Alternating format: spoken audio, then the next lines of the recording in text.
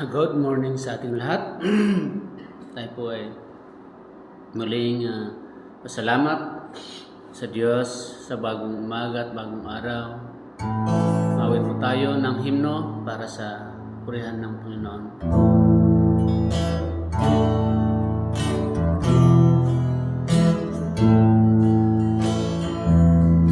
When we walk with the Lord in the light of His word, what a glory He shed on our way. While we do His good will, He abide with us still, and with all who will trust and obey. Trust and obey, therefore no other way to be happy in Jesus, but to trust and obey. Not a shadow can rise, not a cloud in the sky, but His smile quickly drives it away. Not a doubt or a fear, not a sight or a tears can abide if we trust and obey.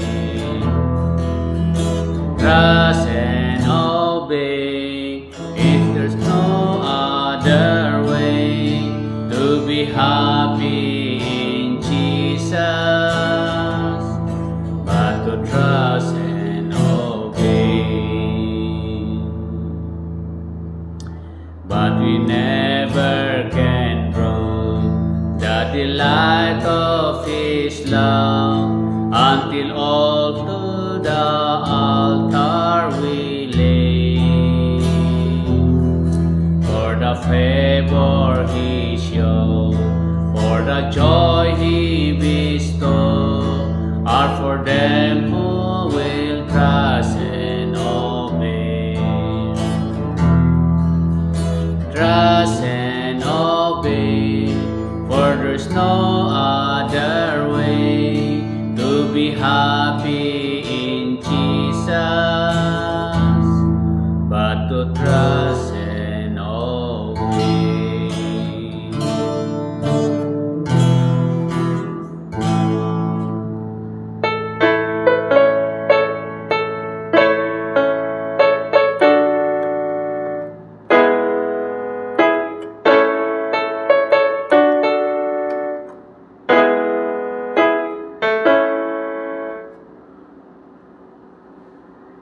Nang umaga po sa ating lahat, ay muli ay magbulay-bulay sa salita ng Diyos.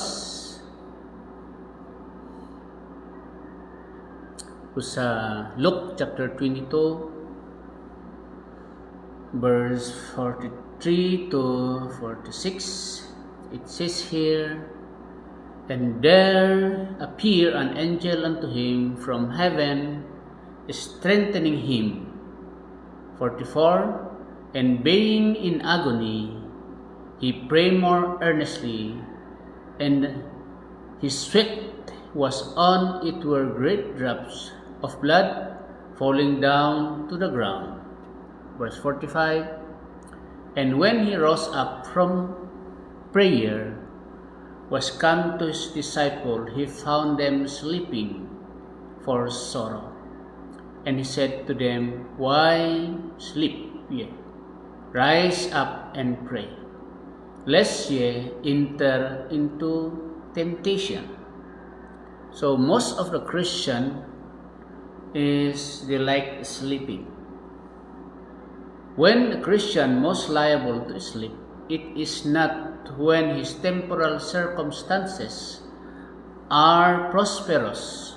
Have you not find sometimes it's happened to each one of us? When you had daily trouble to take to the throne of grace, were you more wakeful than you are now? The easy road make sleepy travel.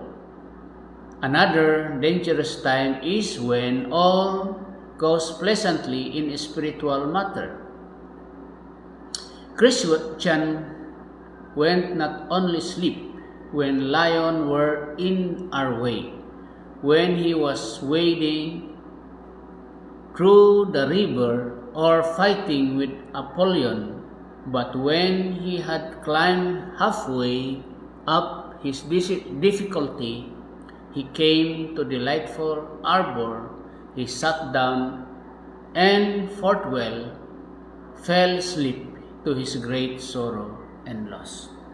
So, ang devotion natin nito ay nagpapakita ng sinabi ng Panginoon, huwag kayong matulog kundi manalangin dahil ang temptasyon ay laging andyan na nagsusubaybay sa ating mga Kristiyano. Kaya sabi na ating Panginoon Jesus, manalangin kayo lagi upang hindi kayo malagay sa alanganin. So, ang ating Panginoon Jesus mismo ang nagsabi na we need to pray always so that we will not be put in trouble. Kaya ngayon inawit natin kanina, trust and obey, for there is no other way. While we do His good will, He abide with us still, and with all who trust and obey, there is a promise of our Lord Jesus Christ when we trust and obey. For there is no other way or another way to be happy but in Jesus, but to trust in Him. So, rise up and look on our Lord Jesus Christ that we need to communicate, tell. Sabi po nga niya na kayong napapagal, napapagod, hali kayo at bibigyan kayo ng kapahingaan. I will give you rest. So the rest, telling us that we need to pray and put ourselves to Him so that He will give us rest.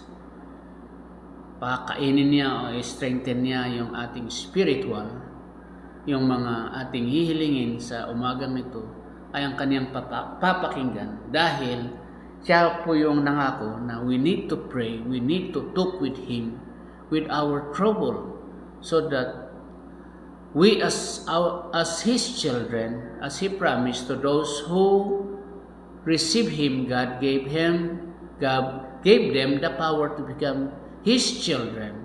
And therefore, if we are our children, His children, then we need to communicate. We need to obey His will. Dahil sa umagang ito, ay tayo muli ay mananalangin sa ating pang-araw-araw, sa ating gagawin. We need the protection of our Lord Jesus Christ as His promise na yung mga humihingi sa Kanya ay pagbibigyan niya. So, we need to put ourselves in always prayer. Sabi yun po yung sinabi ng Panginoon sa Lucas, Huwag kayong matulog dahil laging nakakasubaybay ang dyablo sa inyo, looking and giving us, preparing a temptation, sa Luke 22 verse 43 to 46, saying that He appeared to them and strengthening their faith when Jesus just finished His prayer in the Garden of Gethsemane. Sabi dito, being in agony and prayed more earnestly, and His sweat, naglingat iso na iti dara. And He rose up from prayer, was come to His disciple, found them sleeping.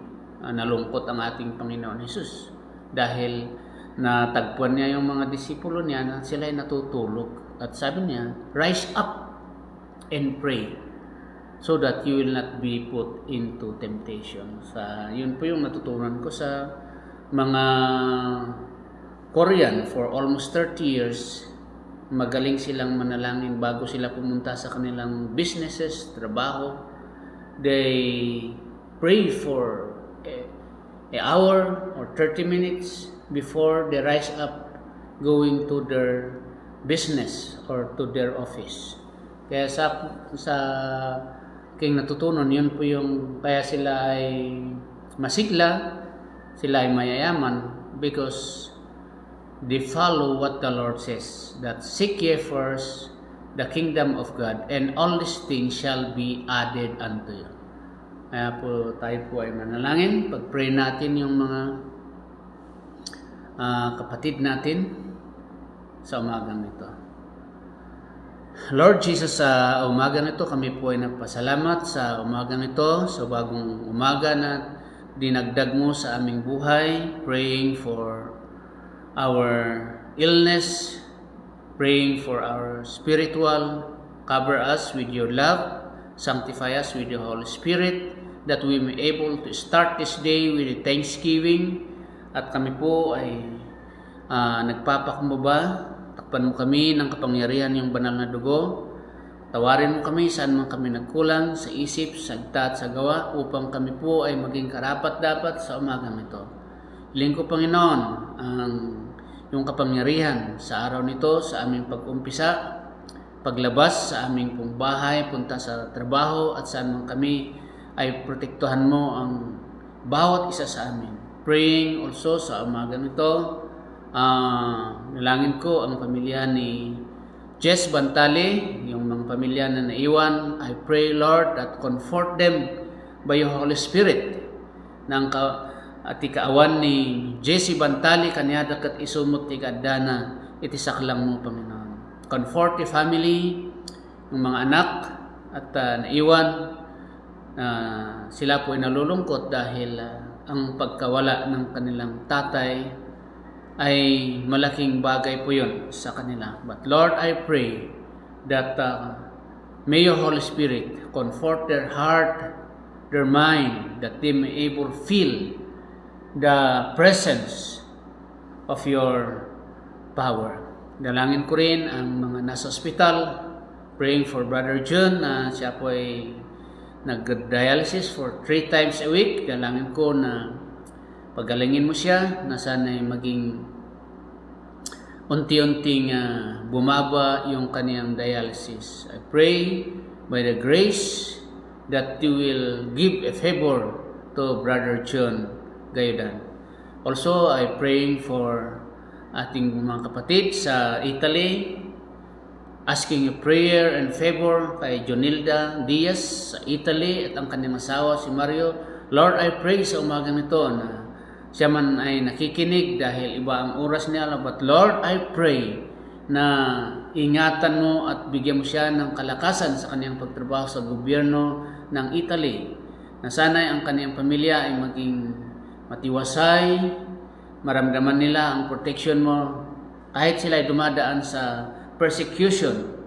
But Lord, I pray na kayo po ang manguna. Dalangin ko rin ang aming iglesia from Mindanao, leading by Pastor So, mula sa Bukidnon hanggang Cagayan de Oro. I pray that you will inspiring these local churches. Dito din naman sa Luzon, I'm praying for Pastor Juan Byung-Hee sa leadership niya sa Quezon City, our main office. Langin ko ang mga bawat iglesia, umpisa sa Laguna kay Pastor Mario Ortiz at ang kanyang pamilya, ang kanyang Alzheimer na hindi niya maalala ang mga bagay, ang kanyang asawa ay makatayo upang maglingkod sa iyo, Panginoon. Dalangin ko ang kanyang mga pamilya. Also sa Tubo Church, Veteran Church sa Quezon City, leading by Pastor Abraham, ay kayo po ang manguna sa iglesia to. Ay Pastor Ruben Mateo, si Pastor Ed Bagyo sa kaniyang ministry. I pray also sa ating local church sa Nueva Ecija, sa Tali Church, sa Masilsil Church, kay Pastor Camacho at Pastor Stone sa kanilang gawain sa Pinggan. Lord, I pray yung mga matatanda na members, ang pamilya ni Namoro family, Auntie Samgay, Sila po ay matanda at hindi sa makadalo sa gawain, but I pray Lord, touch them, strengthen them. Si Ate Viola, Lord, I pray that you will be the one to help and strengthen the faith, mga Arteta, family and children. Salamat Panginoon sa umagang ito, ang kabutihan mo, praying for our children, ang mga local church natin dito sa Baguio. Dalangin ko Panginoon ang Valdez family, Sister Nena, si Rizan, I pray na kayo po ang manguna sa kanila. Si Attorney Grace, dalangin ko na pagpalain mo at tulungan mo ang araw-araw ng paglabas-pasok sa tahanan. Si Engineer Clem Astudillo, I pray na kayo po ang manguna sa araw-araw na paglabas-pasok sa kanilang opisina, pauwi sa bahay ang kanilang mga anak na iwan. Dalangin ko rin, Panginoon, si Charmaine na sana'y patuloy mong pagpalain ang kanyang pamilya sa pagpasok, punta sa school. Lord, I pray na lahat po ng ating pong kapatiran nasa kanilang tahanan, si Miriam Stasio sa Parasilis, I pray na pagalingin mo siya sa kanyang karamdaman. Dalangin ko rin si Janet sa Cervantes, niyang anak at pamilya, ang kanilang mga tanim. Si Mercy, anak sa Trading Post, I pray Lord at patuloy mo siyang gabayan ang kanilang mga anak. Dalangin ko rin lahat ang mga kapatiran ng Kakayan family, Bilalay family sa Tupinao, Tuba, kanilang tanim. Salamat Panginoon ang kagalingan ng kanilang apo, gumaling ang kanilang anak at apo dahil sa ating panalangin. Salamat Panginoon, pinabalik namin sa iyo ang papuri at pagsamba dahil sinasagot mo ang ating dalangin. Dalangin namin Panginoon ang mga may sakit ngayon sa ating mga kapatiran na sa Hong Kong, si Brother Delphin Balayog, kanyang mga anak, pamilya dito sa Maynila at sa abroad, ganun din yung kanyang pamilya sa Hong Kong. Ang ating pong prayer request, ang kanyang pinsan nasa Muñoz na sanay ang kanyang sakit na low blood ay gumaling sa Muñoz Hospital. Dalangin din natin ang ating mga kapatiran, mga batch 84, saan man sila naglalakbay, nagtrabaho. I pray that gabayan mo sila sa araw-araw na ating pong panglabas-pasok. Salamat Panginoon sa kabutihan mo. I pray for my family, my wife is having a cough. Dalangin ko na pagalingin mo siya sa pangalan ni Jesus. Aking anak na trabaho, si Janine, si Deborah sa panggabi, online work. Dalangin ko rin ang coming exam ni Angel this coming November, board exam, na sa'yo makapasa siya sa kaniyang examination. At lahat po ng mag-e-exam, I pray Lord. Dalangin ko rin ang ating pong gobyerno, from national down to local. Ang aming pong nasyon ay i-lift up and revive this nation na lugmok sa kasamaan dahil sa masyadong makasarili, instead na ang aming pong nasyon na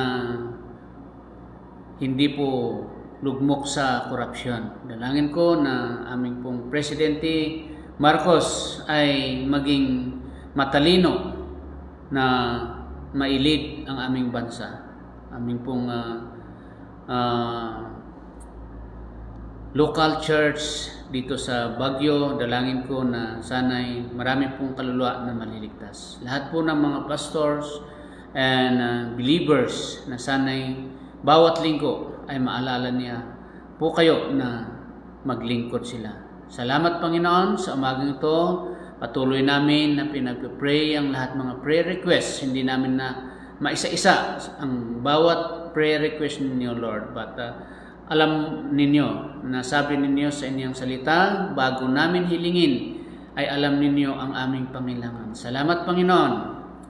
I pray also sa umagang ito ang aking mga kamag-anak sa Tinok, Ifugao, na sana'y magbalik po ang aking kapatid na si Orlando sa kaniyang paglilingkod. Si Brother Bonnie, patuloy mong paggalingin. Dalangin ko rin ang pamilya ni Calion, Ate Marilyn Calion, at si John sa kanyang pagtrabaho sa City Hall bilang engineer. At ang kanyang mga kapatid, I pray, Lord, that the Calion family will be strengthened by your grace. Salamat, Panginoon. At lahat po na nakikinig, pagpalain mo at ingatan mo sila sa pangalan ng aming tagapagligtas na Jesus. Ito po yung aming dalangin sa ngalan ng Ama, Anak at Espiritu Santo.